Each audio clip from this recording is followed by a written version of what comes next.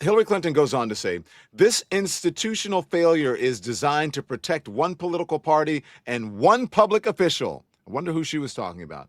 Rather than to seek truth and justice for the victims and survivors, as well as the public who also want to get to the bottom of this matter. My heart breaks for the survivors, and I am furious on their behalf. I have spent my life advocating for women and girls. I have worked hard to stop the terrible abuses so many women and girls face here and around the world, including human trafficking, forced labor, and sexual slavery.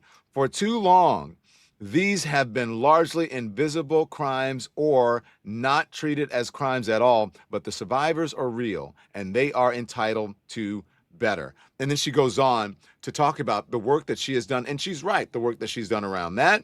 She talked about the work she's done around some of the girls and when people who had been trafficked and how they were AIDS, they were dying of AIDS.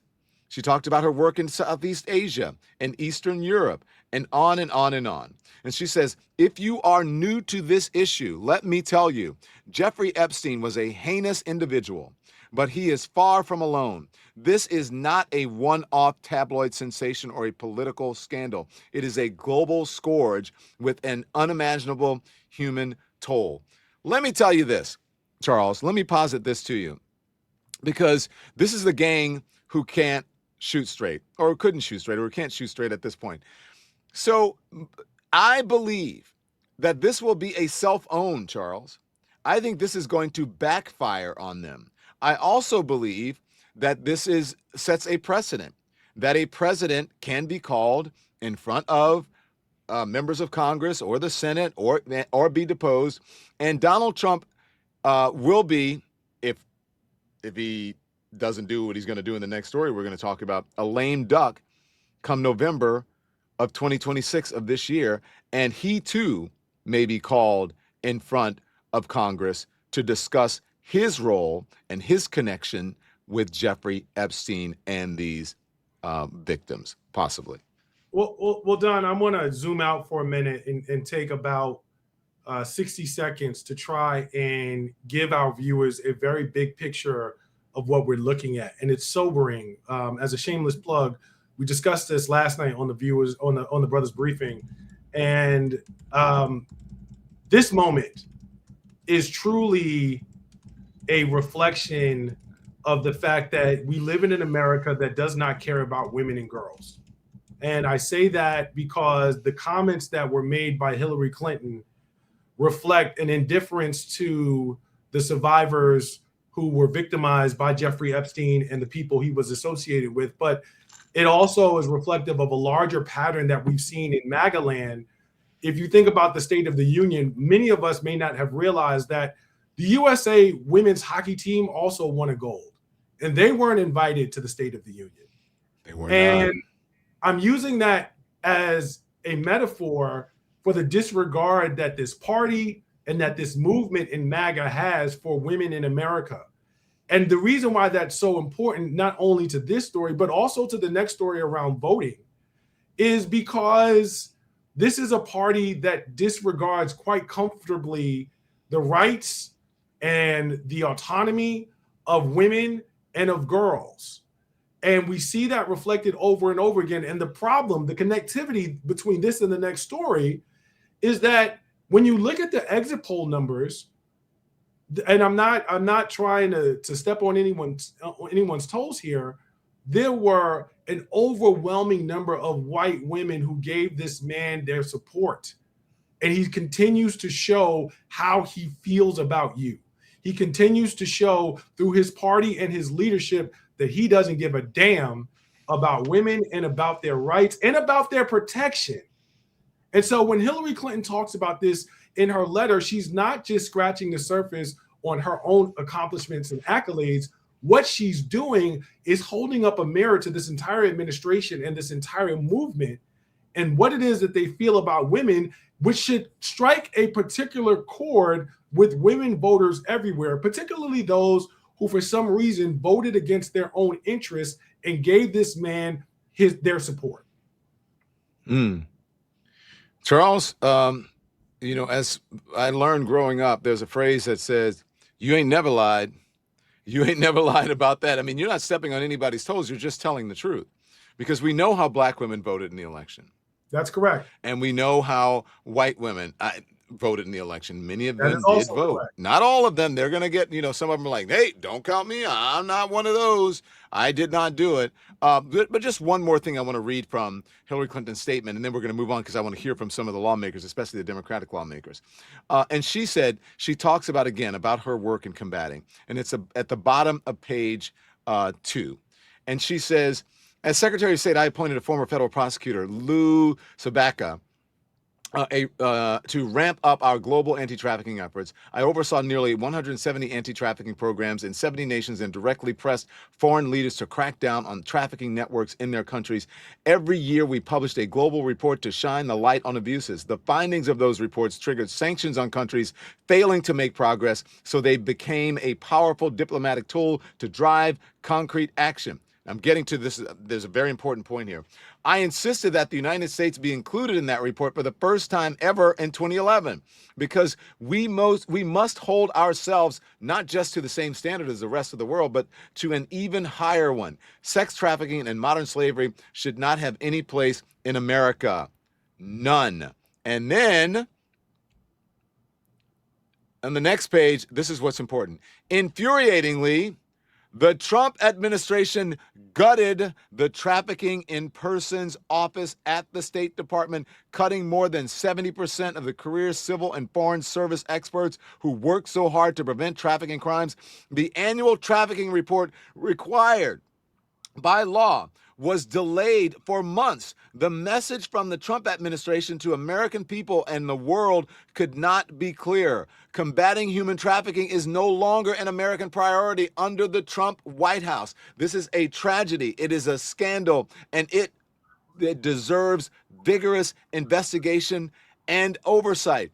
She is 100% correct. And it is outrageous that we are in this moment where they are covering up for a president of the United States. It reeks of a cover-up. It reeks of a scandal. It looks like they're hiding something, because they are hiding something.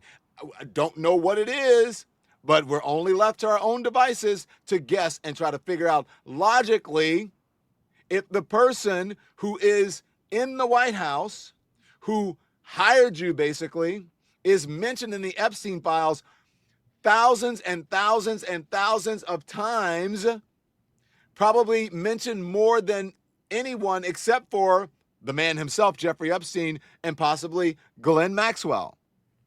Well, Don, so what are you hiding? Why are you taking his name off? You saw the NPR report. So this is outrageous, Charles, that we're even living in this and that Americans are accepting this bullshit. Well, think about this. Consider how much time and effort has been given by this administration to demonize illegal immigrants, to talk about Somalis, to talk about Haitians, to talk about Latinos, and make them less deserving of any humane treatment as we try to address the border crisis, all in an effect to distract from the protection of elite white men in this country.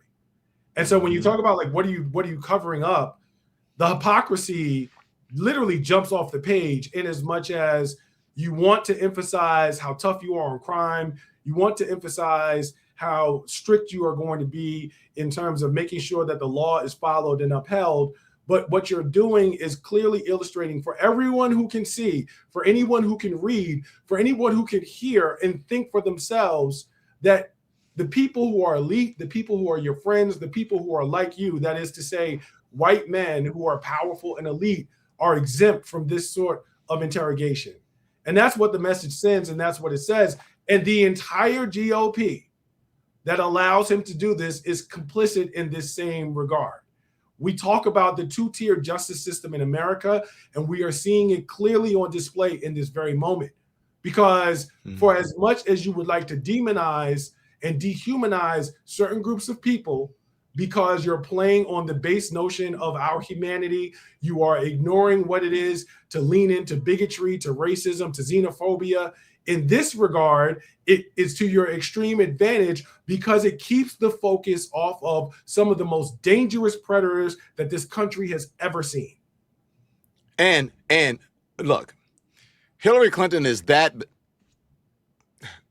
lady, that girl. I was going to say, you know, when we say that B, she is. I mean, Shout out and I Lizzo. believe, huh? Shout out to Lizzo for the lyric you were about to say, but yes. She is that. You know what? Because, look, Hillary Clinton was the most qualified person, I believe, to run for president in modern history. Ever. Close. Ever. And the person following would be Kamala Harris. The most qualified person in modern history, Barack Obama, did not have as much experience as Hillary Clinton. When he came into office, he turned out to be a great president. But let's just be honest. Hillary Clinton has been around. She was the first lady of Arkansas. Then she was the first lady of the United States. And then she became a senator. And then she became Secretary of State. She was qualified as hell. A lot more qualified than Donald Trump. And then she talks about what she would do if she were in a position of power and what they should be doing. I didn't plan on reading this much of Hillary Clinton, but Hillary Clinton is a bad, you know what? Shut your mouth. Here's what she said. She talked about that, you know, it should be vigorously investigated. And then she says this. Let me get my cursor to work. This is a tragedy and scandal. There's investigation oversight. A committee endeavoring to stopping human trafficking would seek to understand that specific steps are needed to fix a system that allowed Epstein to get away with his crimes in 2008. A committee run by elected officials with a commitment to transparency would ensure the full release of all the files. I would ensure that the lawful redactions of those files protected the victims and survivors, not powerful men and political allies. It would get to the bottom of reports that the DOJ withheld FBI interviews in which a survivor accuses President Trump of heinous crimes. She's going there. It would subpoena anyone who asked on which night there would be the wildest party on Epstein Island. Who is she talking about? That is Elon Musk. Am I correct? That's who that is. It would demand testimony from prosecutors in Florida and New York about why they gave Epstein a sweetheart deal and chose not to pursue others who may have been implicated. Don, I'm sorry, we have Clinton speaking live. Is this her? She's speaking live. Go to it. And a series of questions about Pizzagate, one of the most vile, bogus conspiracy theories that was propagated on the internet, that was serving as the basis of a member's questions to me. So I can only say that the best exchange that I had came at the very end, when, contrary to every other deposition they have taken, no Republican member asked any questions about Jeffrey Epstein or Ghislaine Maxwell to anyone else they have deposed. And in fact, the Republican members didn't even show up for the deposition of Les Wexner. And when I said that, I had to point out that the only questions that any Republican member asked of any of the people they deposed was of former Attorney General Bill Barr, when Chairman Comer asked him about the allegations, in his view, about Russia's involvement in my election in 2016. So at the very end of this hearing, after I made that point, I want to commend Chairman Comer for raising a series of significant questions that I responded to about the nature of the investigation and the areas that I thought should be explored. So I appreciated that. I want to see the truth come out. So that was a reassuring way to end a very long, repetitive deposition. Secretary, you spoke in your opening remarks about how heartbroken you have been for the Epstein survivors as these files have come out. Can you talk to us a little bit about how you have processed and reacted to the fact that the former president, your husband, Bill Clinton, is referenced in the Epstein files numerous times, including in some photos featuring women? And how have you been personally preparing for the deposition that is coming tomorrow? Are you 100% confident that there isn't anything that the former president knows about Epstein's crimes?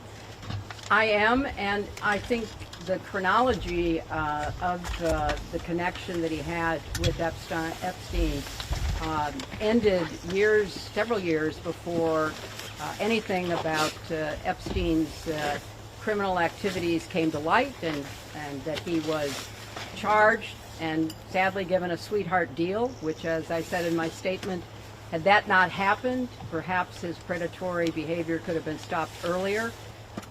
But I think it is fair to say that the vast majority of people who had contact with him before his criminal pleas in 2008 were like most people. They did not know what he was doing.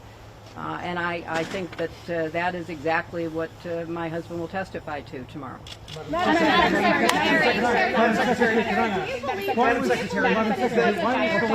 Secretary, do you believe this was a fair hearing? And do you still want to testify publicly, even though you gave this deposition? Well, I'm not going to do it again. They had a chance to do it in public, and I wish they had done it in public. And I think they're making the wrong decision, avoiding doing it in public.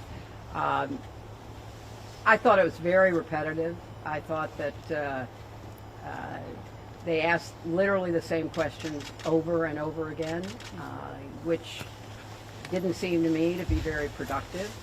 And then, as I said, toward the end, there were other questions that were totally off subject. So if they are going to fulfill their responsibilities to literally investigate the investigations, which is what they originally said was the scope of their work, I think they could have spent the day more productively. Madam Secretary, what was your reaction? Madam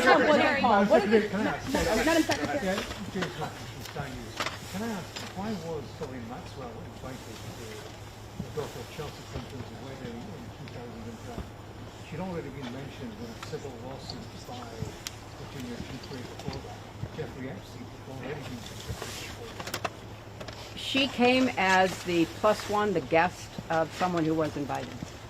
Madam Secretary, can you tell us your reaction, please, to the photos of your husband in the hot tub and in the swimming pool? what message does it say that President Trump was I not don't know when the video will be out. I don't know when the transcript will be out. We've asked that they be out as quickly as possible, and then you can see. Madam You can Secretary, see what was your everything. reaction Thank to your you. husband's photos? Thanks so much for watching, everybody. Your support means the world to us.